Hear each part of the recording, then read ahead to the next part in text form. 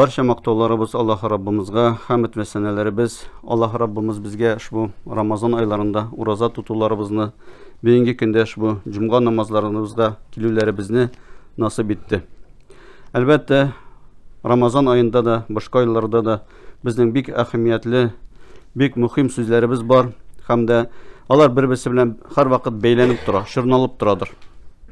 Bugungi kunda biz shunday so'z turida so'zlashamiz, husn al-xuluq. Ya'ni ul ko'rkam xuluq degan ibr. Ul bek muhim ibr. Kishilarga bigrak Ramazon oyida roza tutgan vaqtlarimizda biz bilamiz, Payg'ambarimiz sallallohu alayhi va sallamning hadisi bor. Agarda bir kishi sening bilan talashirga kelsa, sen onlarga ayt, tez aning bilan talashib turma, men roza tutishigina debdi. Chunki Ramazon oyida da boshqa oylarda da kishi bilan talashuv, urushuv kerak emas yoki yomon so'zlar so'zlarga kerak emas, har vaqt ko'rkam xuluq kerakdir. Albatta, ul ko'rkam xuluqning o'zining fazilatlari bordir. Hamda ul Alloh taolo tarafidan amr etib qo'shilgan. Mana ko'rkam xuluqli bo'lu musulmonlarga amr etib qo'shilgan, necha getirib bizga namoz qo'shilgan bo'lsa, necha getirib bizga roza qo'shilgan bo'lsa, haj, zakat qo'shilgan bo'lsa, ko'rkam xuluq da shulay etib qo'shilgan. Ул гыйбадат булып тора. Гыйбадат нәрсә беләбез, Аллаһ Таала сөйгән, яраткан, һәм дә Аллаһ Таала риза булган гамәлләр булып торадыр. Һәм дә әгәр дә Аллаһ Тааланы кушкан икән, ул риза. Ул аның белән канагат булып торадыр. Һәм дә Аллаһ Таала аны яратадыр ул гамәлләрне. Куръан-ы Кәримдә Аллаһ Таала әйтә: "Лaqad kana lakum fi rasulillahi uswatun hasana liman kana yarju Allahu wal yawmil akhir wa zakara Allahu kaseera." Allah'ın ilçesinde sizge көркем örnek bardır. Kim Allah'ka ümitini beylegen bolsa, hem ahiret gününe ümitini beylegen bolsa, hem de kim Allah'a Teala nıqlı etip zikir etken bolsa, küp etip zikir etken bolsa deydi. Көркем örnek diyen vakitinde bilemiz. En көркем xuluqlı kim idi? Peygamberimiz Muhammed Mustafa sallallahu aleyhi ve sellem. Hatta cahiliyet vakitinde Peygamberimizge eli Peygamberlik vazifası yükletilmegen vakitte da Peygamberimiz Muhammed Mustafa sallallahu aleyhi ve sellem müşrikler arasında көркем xuluqlıydı. Müşrikler onu şunun için yaratarlar idi. Hatta onu Muhammed Emin diye yürütürler idi. Çünkü onların tilinden de kolundan da başka agzalarından da bir kim ziyan görmedi. Şuna göre de o көркем xuluqlıydı. Peygamberimiz көркем xuluqlı bulgaç, biz de көркем xuluqlı bulup Peygamberimiz sallallahu aleyhi ve sellem'e yerge gerek. İkinciden elbette көркем xuluqlı bulsan, har vaqt g'iybatda bo'lasan. Ömrün davamında көркем xuluqlı bulsan, Allah Teala bunu razı, Allah Teala bunu yarata, Allah Teala bunu yarata diye şu g'iybat bo'lib tura, hamda har vaqt көркем xuluqlı bulsan, ömür davamında көркем xuluqlı bo'lasan, g'iybatda bo'lasan. Mesela namazını har vaqt o'qib turib bo'lmaydi, shulay bit. Urazani da biz tutamiz, qay vaqt tutmaymiz, shulay bit. Kur'an'ı da vakitlaşa okuyuz, koyu vakit okumayız, zikirlerini de irten kişilerin etemiz. Көркем xuluq kişi bilen har vakit var. Şuna göre de көркем xuluqlı kişi har vakit g'iybatda bulup duradır.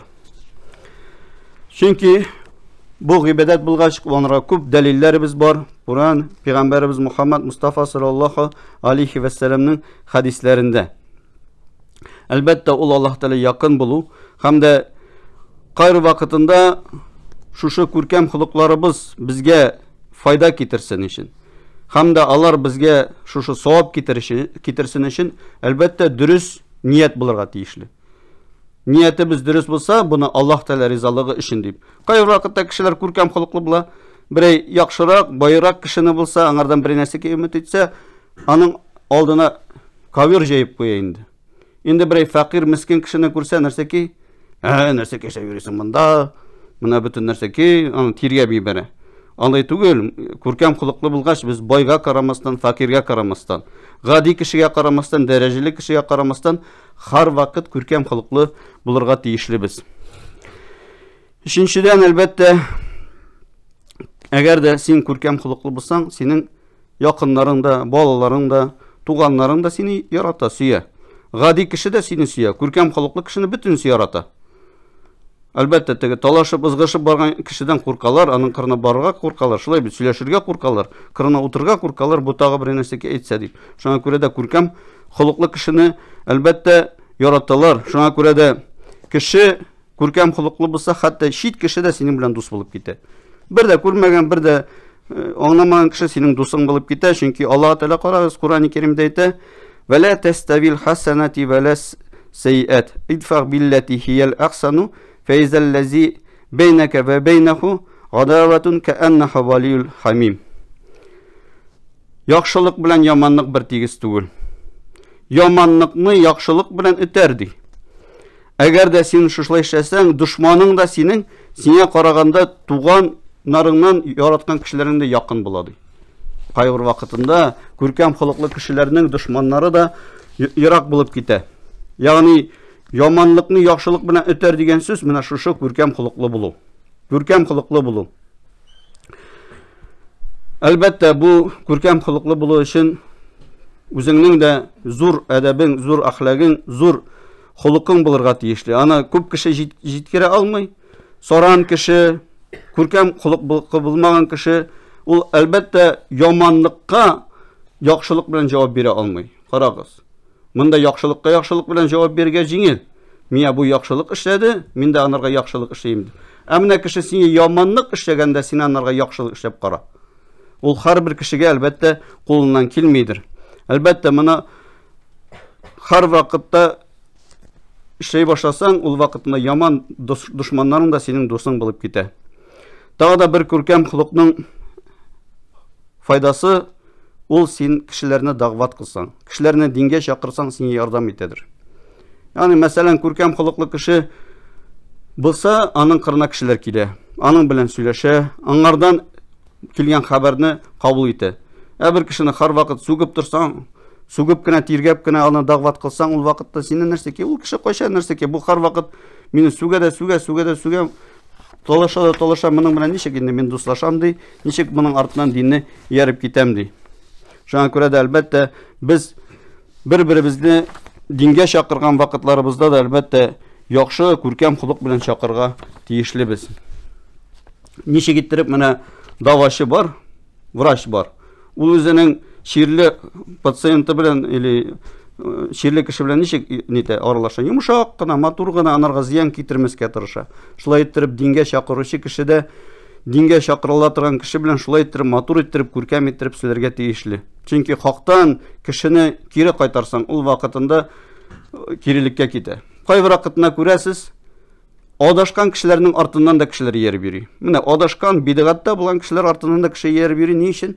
Аңарда күркәм холыкны күрә дә, күркәм холыкны моның дине дөрестер ди. Шулай бит, моның дине дөрестер ди, моның артыннан иярергә кирәктер дип иярып китә.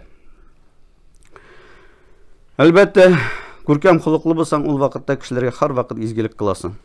Ул кешеләрнең арасында изгелекне таратуга ярдәм итә.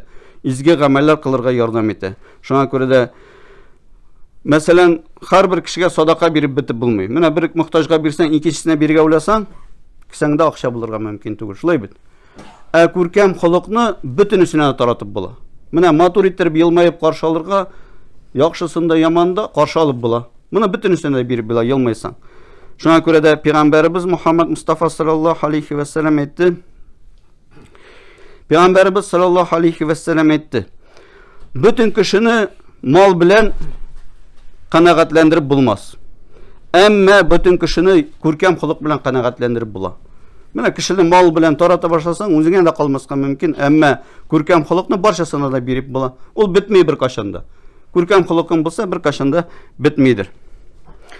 Тагы да бер файдасы, әлбәттә, ул күркәм холыклы кеше үзе дә тыныч. Анарга Аллаһ Тәала рәхәтлек бирә. Анарга Аллаһ Тәала бәхет бирә. Чөнки күркәм холыклы кеше ул бер кашанда үзен кәрими, үзен нәрсә шәдем дип үкенми, ул һәр вакыт тынычлыкта яши. Шуңа күрә дә күркәм холыклы кешегә ул төрле кайгылардан, хәсрәтләрдән дә арыначак. Чөнки шушы аның әһәмияте. Күркәм холыклы булды икән, кайбер вакытында кеше белән талашады, яки орышады, аннан соң, нәрсә эшләдем инде дип кайгырып, төннәр буе уйланып ятырга мөмкин. Күркәм генә эшләсәң, күркәм холыклы булсаң, талашмыйсың, ызгышмыйсың, ул вакытында сиңа рәхәт килә, тынычлык килә, бәхет килә шул вакытында. Шуңа күрә дә бу күркәм холыкның тагы да бер әһәмияте бар. Күркәм холыклы булсаң, кешеләрнең хакларын да кимсетмәйсең. Күркәм холыклы булсаң, кешеләрнең хакларын кимсетмисең, чөнки хакларын аларын тотасың. Күркәм холык анарга сиңа ярдәм итәчәк. Чөнки син алар белән дошманлашмыйсың, алар синнән канагать, син дә алар белән канагать булып торасың. Азагында инде менә бу искә төшереп китәйек, Пәйгамбәрбез Мухаммад Мустафа саллаллаһу алейхи ва саллям бер хадисе бар. Иннал абда лиюдрикал бихасанил хулqa дарajатин саим qaim. Әгәр дә дисен кул ди күркәм холыклы булса ди, яки иманлы кеше турында сүз бара, ул үзенең күркәм холыклыгы белән көне буе ураза тотып, төне буе намаз укыган дәрәҗәгә ирешер ди. Көне буе ураза тотып, төне буе намаз укыган хатим дәрәҗәгә ирешер. Әлбәттә, монда сүз бара, әлбәттә, нәфил намазлары турында, нәфил уразалары турында. Шундый савапка ирешергә мөмкиндер. Шуңа күрә дә без күркәм холыкны әлбәттә белергә тиешлебез. Аның өчен нәрсәләр эшләргә кирәк? Әлбәттә, аның өчен кемдер әйтер, ничек күркәм холыкка ирешергә? Беренчедән белегез, күркәм холык ул Аллаһ Тәгаләнең бүләге. Ул Аллаһ Тәгаләнең бүләге. Ул Аллаһ Тәгаләнең бүләге булгач, ул күркәм холыкны Аллаһ Тәгалә үзе генә бирәдер. Шуңа күрә дә Пәйгамбәрбез Мухаммад Мустафа саллаллаһу алейхи ва саллям күп дуаларында күркәм холыкны сорады. Күркәм холыкны сорады. Һәм дә үзен шуның белән тәрбияләде. Шуңа күрә дә без күркәм холыкны Аллаһ Тәгаләдән сорарга тиешлебез һәр вакытларда да. Тарихтан карасак, Пәйгамбәрбез Мухаммад Мустафа саллаллаһу алейхи ва саллям күркәм холыклы иде. Һәм дә аның сахабаларда күркәм холыклы иде. Без шушы күркәм холыклы булуларыбызны Аллаһ Тәгалә насыйп әйләсен.